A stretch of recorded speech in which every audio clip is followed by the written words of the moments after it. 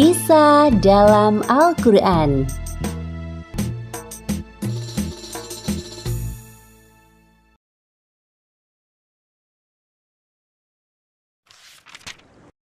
Kisah pemilik kambing dan pemilik kebun. Kisah ini disebutkan di Al-Quran, surat Al-Anbiya ayat 78 hingga 79. Peristiwa ini terjadi pada masa pemerintahan Nabi Daud alaihi salam. Dalam kisah ini diceritakan bahwa anak Nabi Daud, yaitu Sulaiman, membantu sang ayah dalam menyelesaikan persoalan antara pemilik kambing dan pemilik kebun. Sepeninggal Tolut, Nabi Daud diberi amanah untuk menggantikannya menjadi Raja Bani Israel. Allah Subhanahu wa Ta'ala mengangkat beliau menjadi Nabi dan Rasul. Selain itu, Allah juga memberikan beberapa mukjizat kepada Nabi Daud. Di antaranya, diturunkan kitab Zabur kepadanya. Beliau dapat melunakkan besi hanya dengan tangan kosong. Nabi Daud memiliki suara yang sangat merdu. Semua orang yang mendengarnya langsung jatuh hati kepadanya. Nabi Daud adalah seorang raja yang adil dan bijaksana. Semua rakyat hormat kepadanya. Jika ada persoalan yang tidak dapat diselesaikan oleh kaumnya, tak jarang mereka menemui Nabi Daud agar diberikan solusi. Pada suatu malam, segerombolan kambing merusak kebun anggur milik seorang petani. Keesokan harinya, si pemilik kambing mencari kemana perginya hewan peliharanya yang tak kunjung pulang. Ternyata didapati kambingnya di sebuah kebun anggur. Astagfirullahalazim, kambing-kambingku, apa yang telah kalian lakukan pada kebun anggur ini? Kenapa kalian menghancurkannya menjadi seperti ini? Aduh. Tak lama kemudian, datanglah si pemilik kebun. Ia terkejut melihat penampakan kebunnya yang hancur. Ya Allah, apa yang terjadi? Kebunku. Wahai Tuan, benarkah semua ini ulah kambing-kambingmu? Padahal hari ini aku berniat untuk melakukan panen. Maaf sekali Tuan, aku juga tidak menyangka kambing-kambingku akan memakan hasil panenmu. Biasanya mereka mencari makan di tempat lain. Si pemilik kambing merasa bersalah kepada pemilik kebun karena ulah kambing-kambingnya.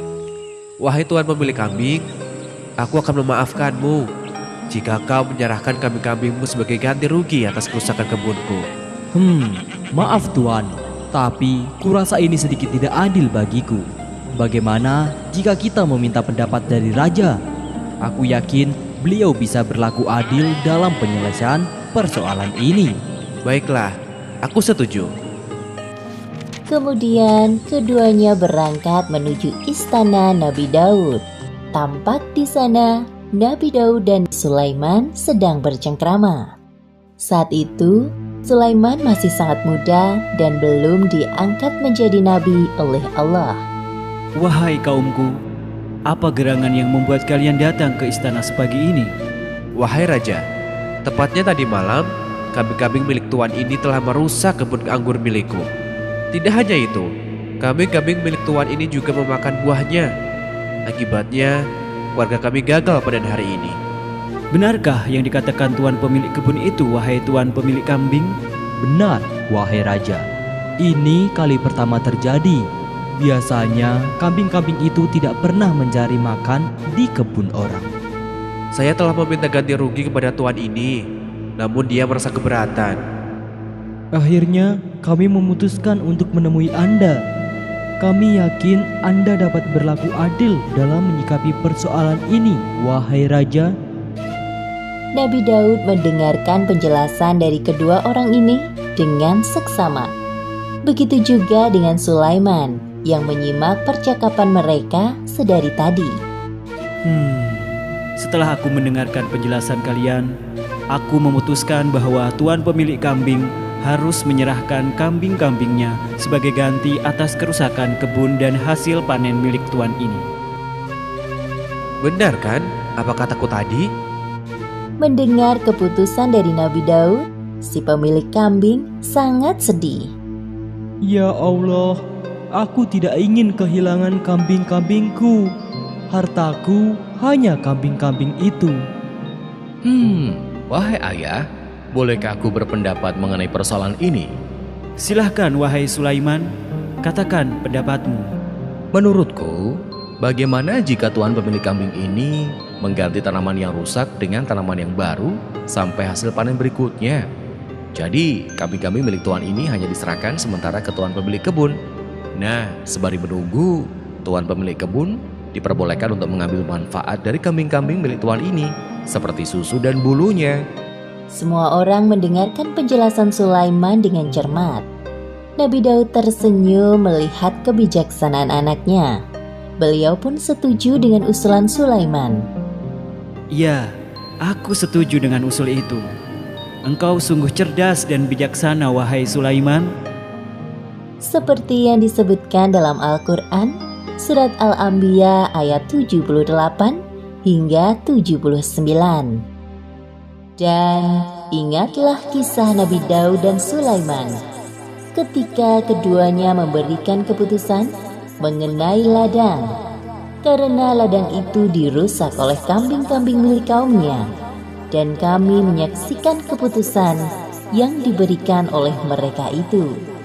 Maka kami memberikan kepada Sulaiman tentang hukum yang lebih tepat, dan kepada masing-masing kami berikan hikmah dan ilmu. Terima kasih wahai ayah. Sesungguhnya semua ilmu yang aku miliki adalah karunia dari Allah. Subhanallah, Maha suci Allah. Jadi, seperti yang kalian dengar dari Sulaiman barusan keputusanku. Bagaimana tuan-tuan? Apakah kalian dapat menerimanya? Iya, saya menerimanya. Wahai Raja, Alhamdulillah. Terima kasih wahai Raja dan Sulaiman. Demikianlah akhir kisah pemilik kambing dan pemilik kebun pada zaman Nabi Daud. Pelajaran yang dapat kita ambil dari kisah ini diantaranya: pertama, hendaknya kita membiasakan diri untuk bersikap adil dalam menyikapi persoalan kehidupan, sehingga tidak ada salah satu pihak yang merasa dirugikan. Kedua, jangan mudah berbangga diri atas kelebihan ilmu yang dimiliki, seperti sikap Sulaiman yang selalu mengingat Allah, karena sesungguhnya semua ilmu yang kita miliki atas izin dari Allah, bukan murni usaha kita sendiri. Wallahu a'lam bishawab. Assalamualaikum. Kalau teman-teman belum subscribe, yuk klik tombol subscribe warna merah.